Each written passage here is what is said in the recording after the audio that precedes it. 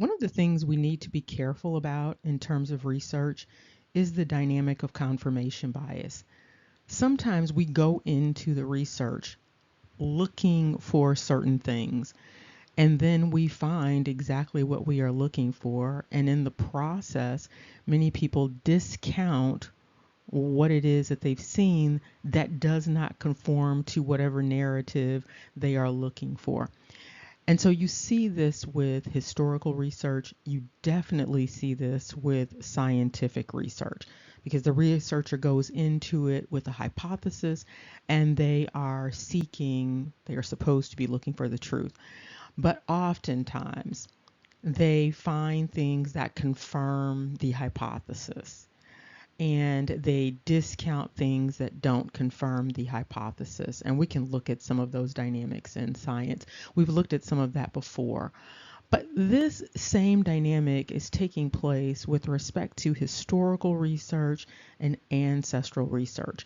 Many people are committed to narratives, and this commitment to a narrative makes it very difficult to be open minded about the different facts that are coming into their orbit.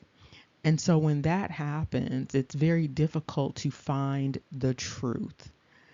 Now, we can take all of these facts in and believe that we have the truth, but oftentimes we have a murky version of the truth because we were not around 200 years ago, or 300 years ago, or 100 years ago for most of us.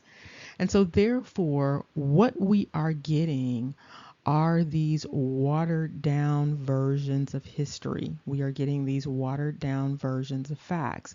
And so, therefore, when we continue researching, we should be coming up with things that counter things that we found before or that expand on it.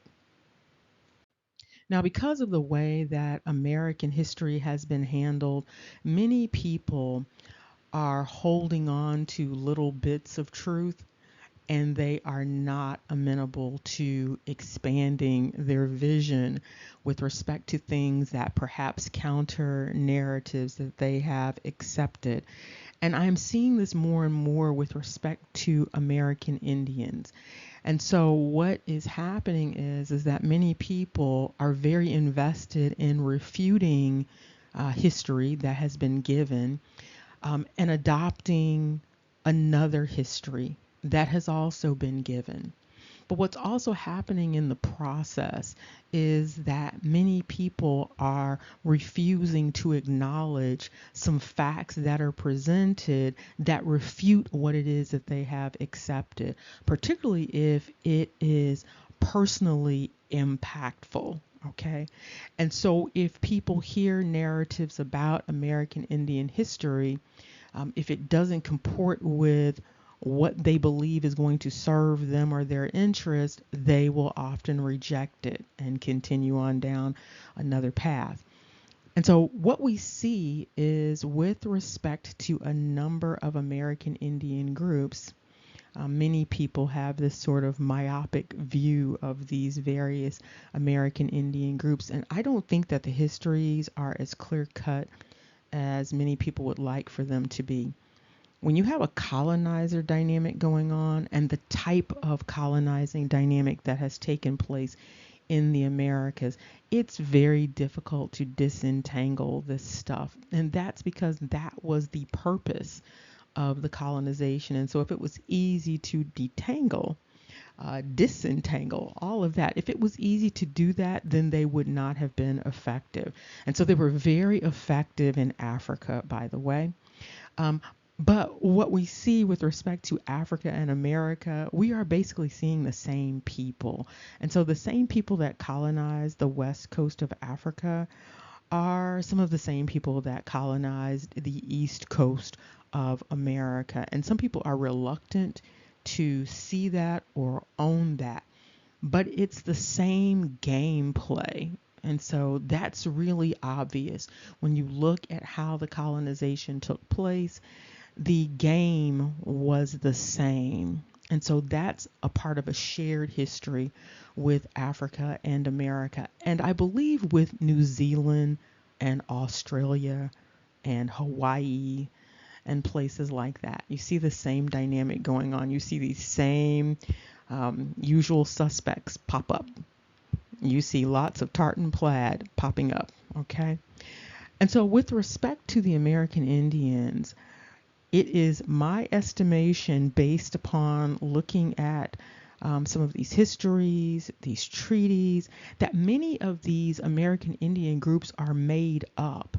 What I mean by that is that they are colonizer groups that have taken on American Indian identities. And so, therefore, they are presenting themselves as American Indians and sometimes intermarrying with American Indians to push this narrative even further. But they themselves are not really indigenous to the Americas. And I believe that this is a prolific dynamic that has taken place.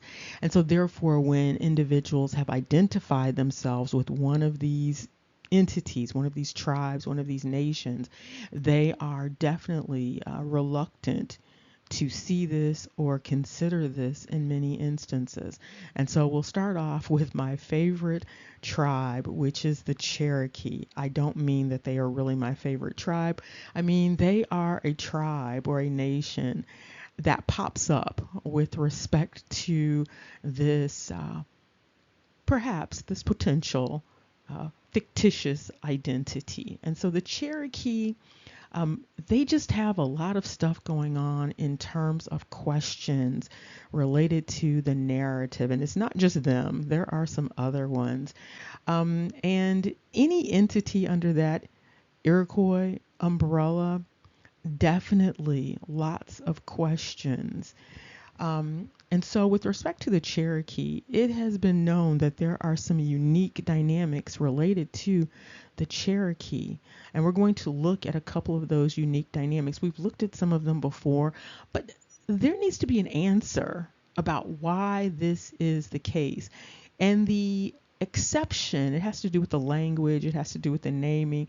The exception to it just brings on more questions. So let's look at the Cherokee quickly.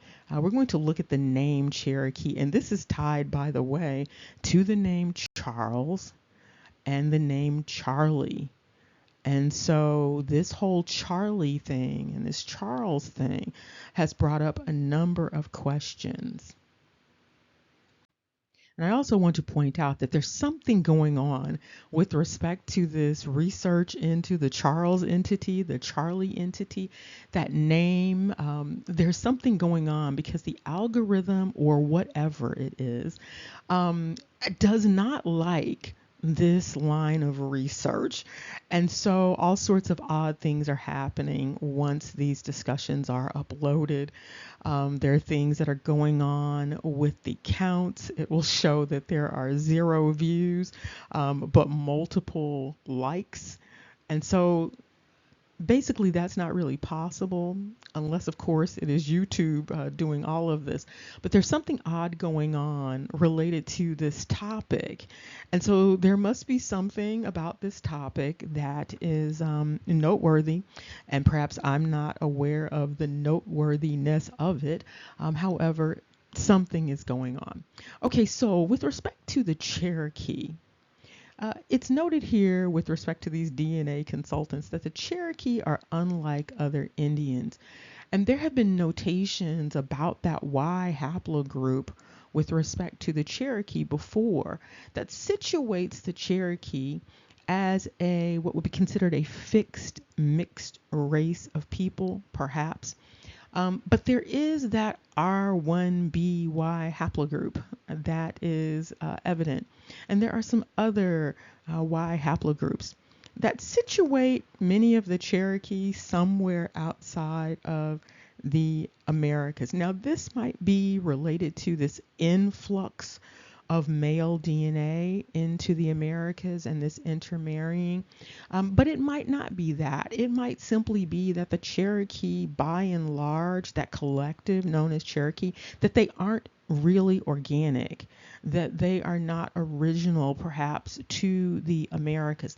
And some of the dynamics that took place with the Cherokee in terms of their behaviors related to colonization brings up a lot of questions, because if the Cherokee were or are American indigenous, they would be considered like traitors or treasonous entities with respect to how they handled colonization and how they were so ready to take on the European identities or the Eastern identities and fight for that.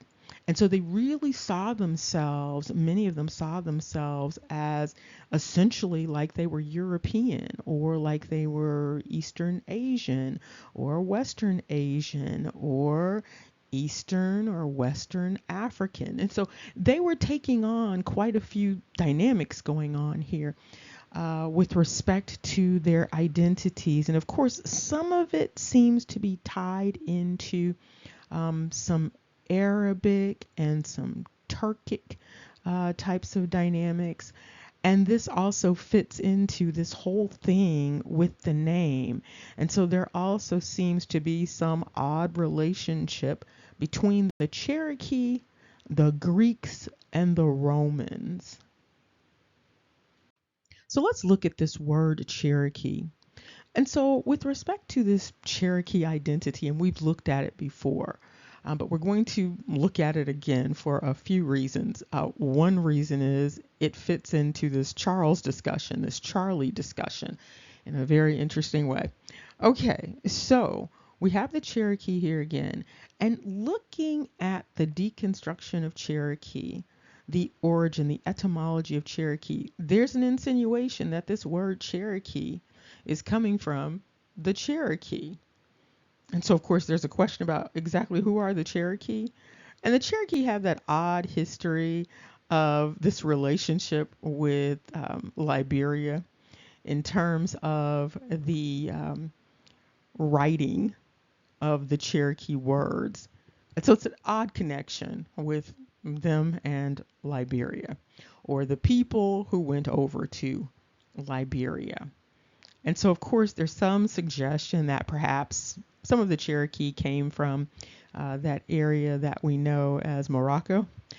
Okay, so right here we see that the original word is supposed to be like Tsaliki with the Tsaliki. Okay, and then it goes to another variation, which is Tsariki. Okay, Tsaraki, and then into the English form of Cherokee. So I'm separating all of this out so that you can see it more clearly.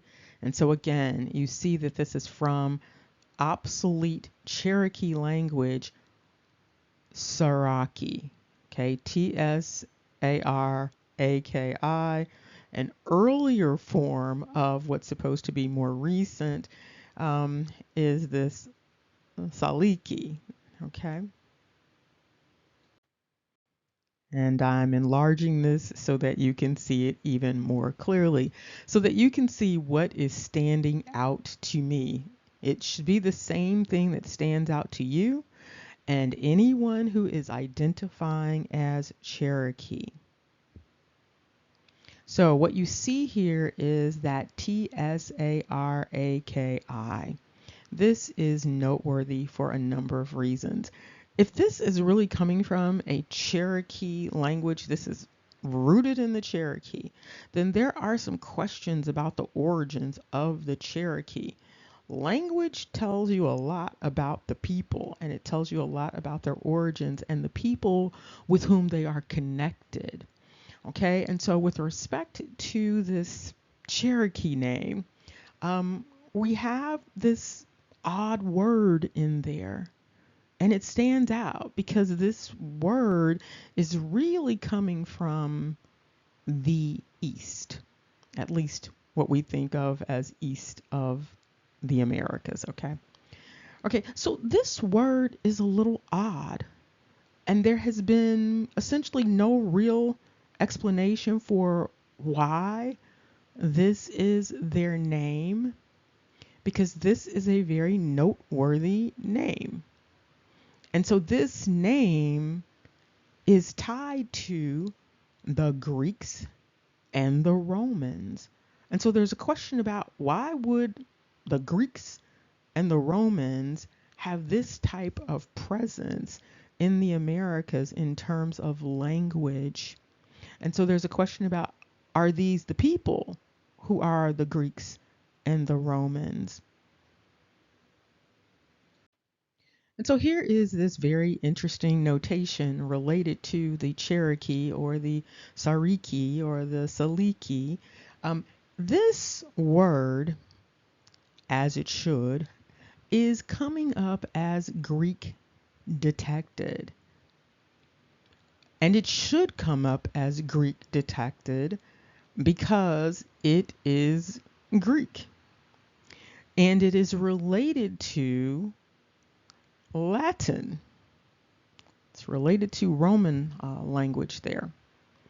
And so what we see here in this Cherokee, Tsaliki, Cherokee, what we are seeing is the word czar. It's very clear. We are seeing czar, okay? And the Cherokee have identified this as one of their identities, the main identity that's on those treaties. Okay, so we have the Tsariki. The Cherokee are presenting under this identity of czar. Unless there's another interesting explanation, the Cherokee are presenting as external to the Americas. They are presenting as entities that have roots that are different from what you would be expecting in the Americas in terms of the indigenous people. And there are a number of dynamics with the Cherokee in terms of culture and presentations, at least the ones that we have today. There are a number of dynamics that situate them in this sort of Eastern space. Some of it's related to culture, definitely some of it is related to dress. And there are questions about why this is the case. So let's just quickly look at this Oxford offering for this TSAR. And there are a number of words that are supposed to be Indian words that really look like Greek words. They look like Roman, Latin words. They look like French words. They don't really look like anything that varies significantly from what I've just identified. And so you see these various letter combinations that are definitely Eastern. And so you see European, you see Mediterranean, you see some Hebrew, you see a number of dynamics in these words, but we have to keep in mind that the colonizers were these people. So the Moriscos and the Marranos, you would expect there to be lots of Arabic and lots of Hebrew in terms of these cultural artifacts that you find in the Americas. You should expect to see a lot of that because those were the original settlers, those Colombian settlers. And so keep that in mind. That doesn't mean that the original people were Hebrew or Arabic, but that's what's being presented because that was a part of the ethnic contamination. That was a part of the getting rid of many of the indigenous males, intermarrying with the indigenous females, or whatever way that took place. And then creating these new identities. And because patriarchy was a part of the colonization dynamic, that was a part of the losing of the identities of the people. And so when you have patriarchy going on and then a patrilineal descent that is also imposed onto the people, it's very easy for colonizers to come and do the things that they have done. When you have something that's matrilineal, it's very difficult to do that because women, by and large, are not roaming around the world colonizing people. Okay, and so therefore, you're not going to have that overarching matriarchal, matrilineal dynamic going on that's being imposed all over the world. You only have that in these situations where there are conquest dynamics and these foreign entities participate in the conquest dynamics, and the foreign entities are imposing a patriarchal and patrilineal dynamic. That's why the identities have been lost, because the women took on the names of the colonizing males. Okay. And so they took on those names, and so therefore their identities became completely lost. And that's a part of that dynamic anyway, this superimposition of the identity onto the females. And then it's very difficult to trace people.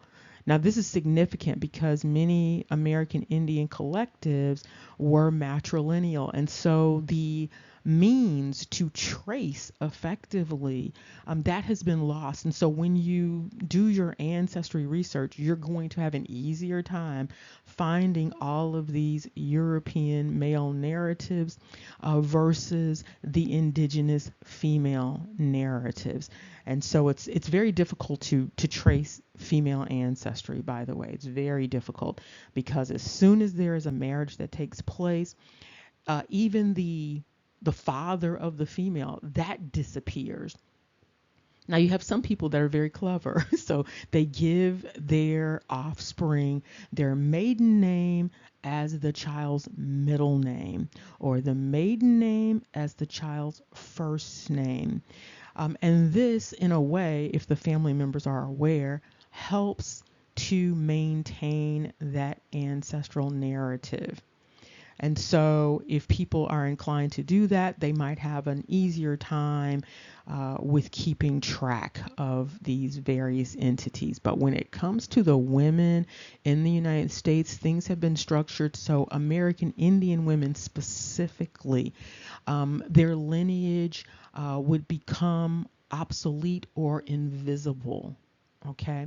And so that's what has taken place. But back to the TSAR. Now, see, if you're Cherokee and you are listening, I want you to pay attention. Okay. Here's the problem. That TSAR means czar. It is what it is. And so there's a question about who are you all really? And why is this your name? And if there is no explanation given for why this is your name, then you simply appear as colonizers who have appropriated the indigenous identity. It is what it is. There has to be an explanation for this dynamic. Okay, so with respect to this czar name, which is the same as Charlie, by the way. This is the same as Charles. It really is. So, with respect to this name, Tsar, Tsariki, you essentially have an American Indian collective that has a name that is rooted in the Latin, Caesar, Caesar. Yes, but that name, Caesar, this is why it's difficult to keep track of this stuff, because people play around with the pronunciations. Caesar is not really Caesar. It's really Ka'izar. Okay, remember that word we were looking at just recently? That Shar, Izar, okay, or Azar. It's the same thing.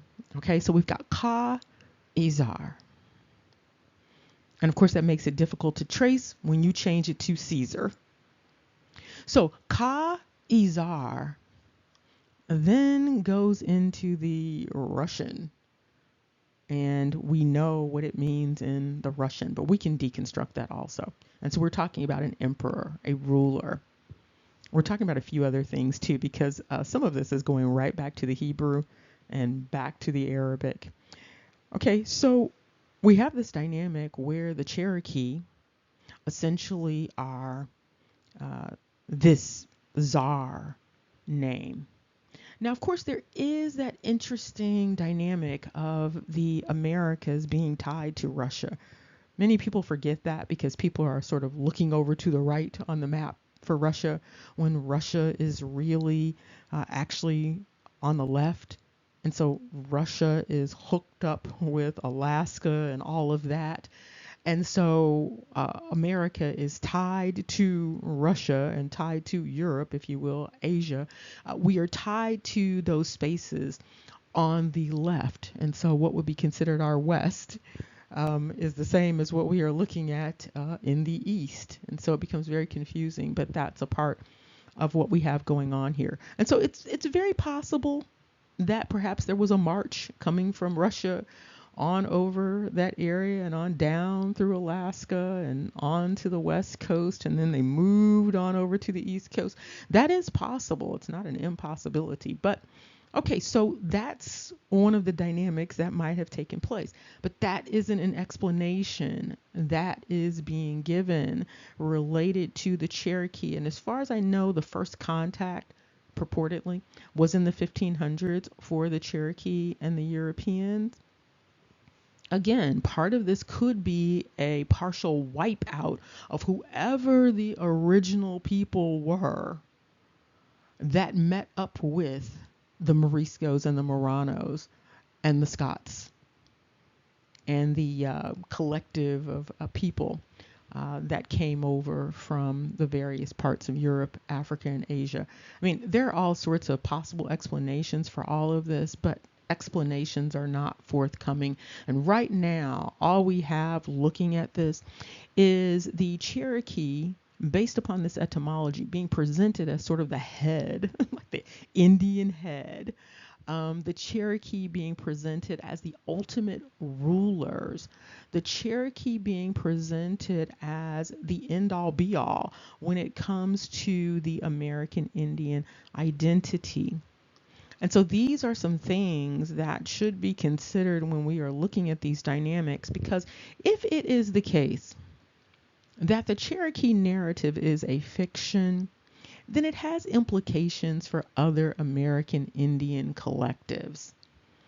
It has a number of implications. And some of the implications might be related to the difficulty with getting respect with respect to the treaties, and with the difficulty that occurred related to these fictitious treaties. And so it's possible that the Cherokee were instrumental in these fictitious treaties. And interestingly, the Cherokee were among those who were forced west, whose land, the land was taken. But because we don't really know who the Cherokee are or who they were, we don't know if that situation was also organic, or whether you had, like you had in Africa, whether you had these Cherokee children who were half European and half Cherokee, if that's what was really going on, if they were just simply double agents serving their fathers, their foreign fathers, as the masters in opposition to their mothers in the Americas, and then representing the mothers or misrepresenting the mothers in an effort to take things from the mothers on behalf of the fathers. Okay, because that's what it really looks like. And when you look at the narratives and you look at these treaty dynamics, that looks like what was going on. And you also have this dynamic wherein they were so ready to be civilized, if you will. It looks like they were already civilized, quite frankly, based upon this definition of being civilized, of taking on these church identities, of taking on the dress, the customs. It's also noted that they were really into wearing turbans. And so that sort of speaks to that Morisco Morano dynamic. But there are lots of questions that need to be answered. But right now, what we have with respect to the Cherokee is that the Cherokee, in terms of the etymology, in terms of the naming, in terms of the history, they are presenting as foreign entities that have appropriated the American Indian identity, the indigenous identity. Now, if there are some people who have some other narratives to explain all of this, that would be great. Please share. Now we're going to look at a few of these depictions of these Cherokee chiefs. Now, what's noteworthy, of course, we know old Sequoia.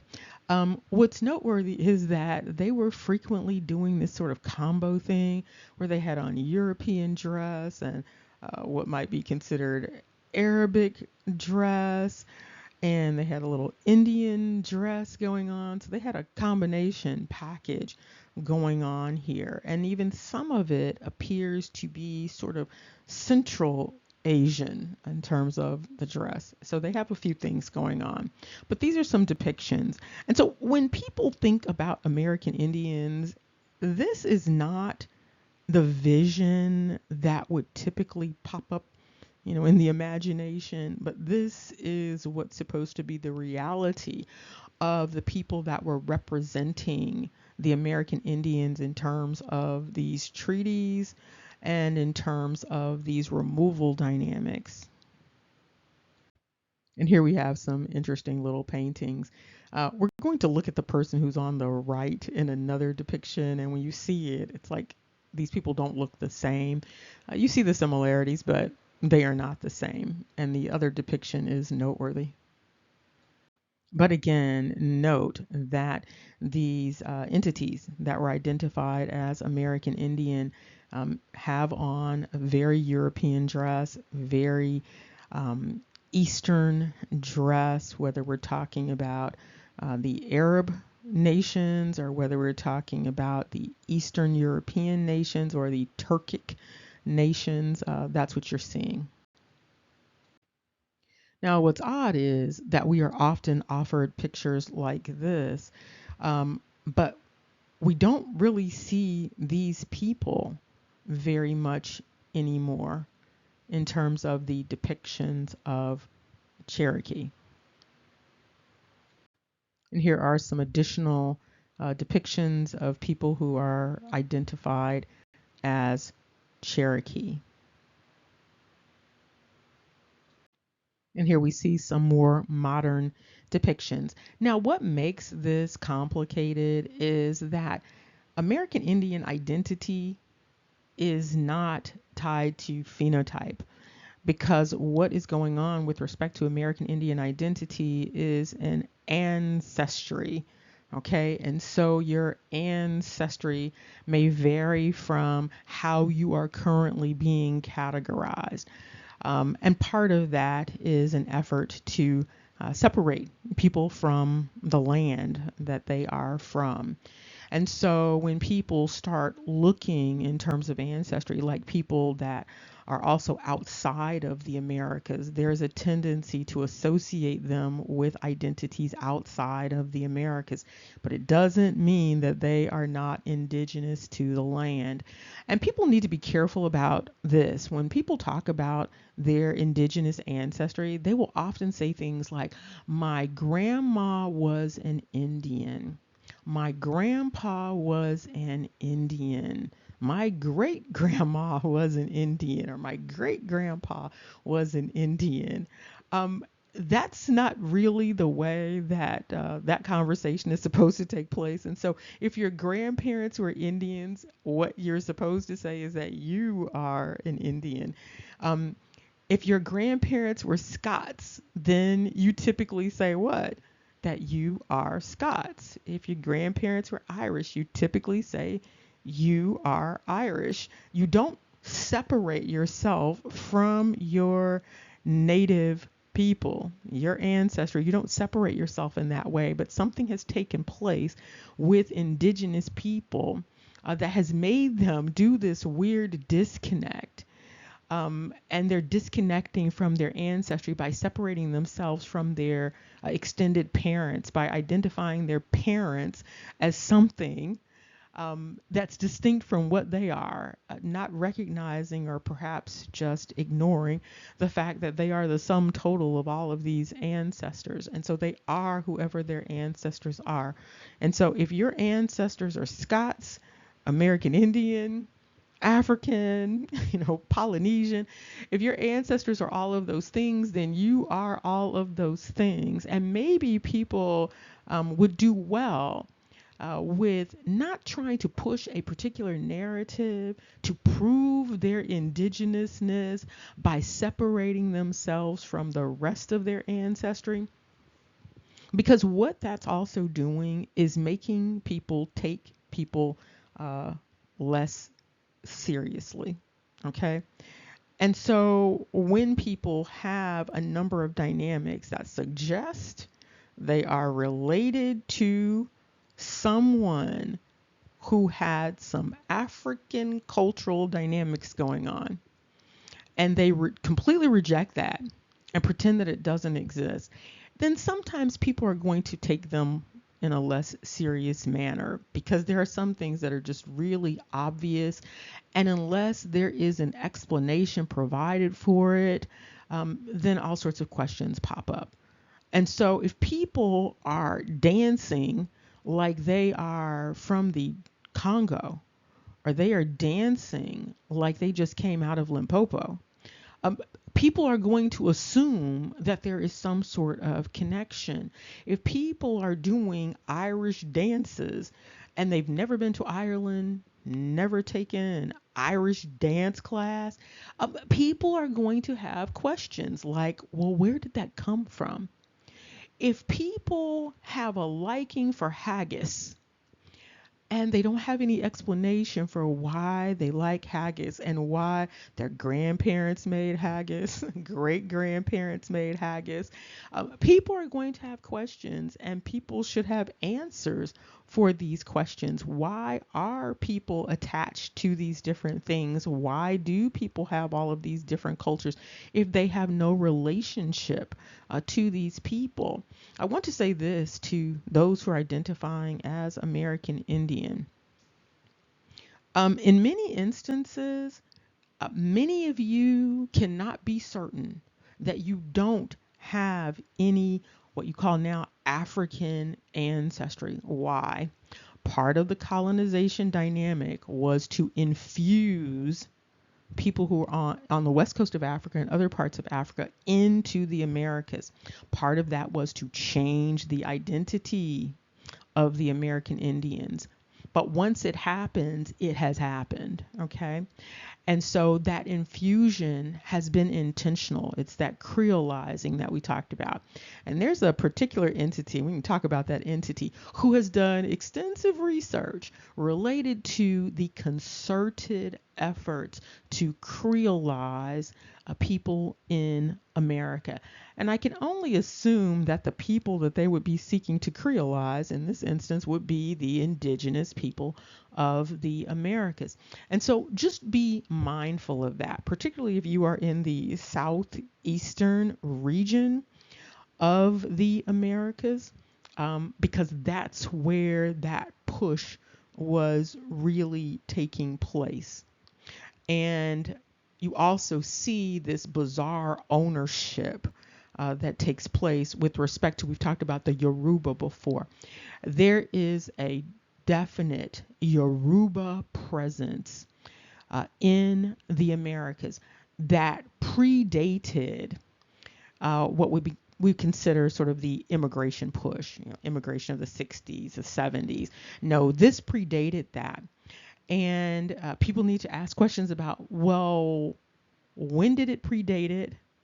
And how did it happen? And so how did so many Yoruba people end up in the Americas? Why are so many people who identify as American, African American, American Indian, why are so many of them tied to the Yoruba in terms of ancestry and in terms of culture and in terms of conflict? because there are a number of dynamics that take place related to the Yoruba specifically and people who are in Indian territory. And we can talk about that some more, but we've talked about it a little bit before. But it's definitely something to take into consideration, perhaps even more than the Igbo dynamic.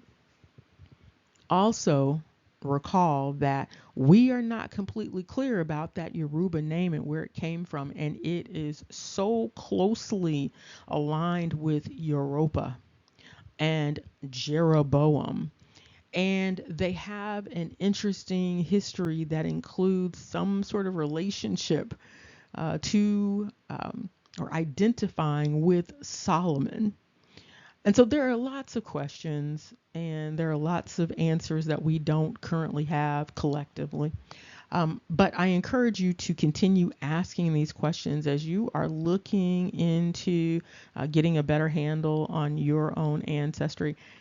Don't be so quick to dismiss all of your ancestry in favor of a narrative that situates you as what they call full blood Indians. Because I'm going to tell you something else. Doing that also brings a lot of things into question because that's not the way people understand themselves. And so when you have a lot of people who are constantly identifying as full blood Indian, when it's clear that they have all these Scots and Irish names with no ready explanation for it, people will start to question the veracity of the Indian narrative. And so, again, make sure that you are clear about as much of your ancestry as possible and don't deny your ancestors in an effort to create a new narrative about your identity and about your history. Don't do that because it brings into question a lot of things, just like we're questioning the Cherokee right now. When people do that, I definitely question the extent to which they are full blood Indians because that's not even a construct that people really use before colonization. So it's a bizarre dynamic to identify oneself in that way. 1/4 blood, 1/8 blood. Those are definite colonizer dynamics. And I would say that the Cherokee are experts at that. Remember, knowledge is power. Take care.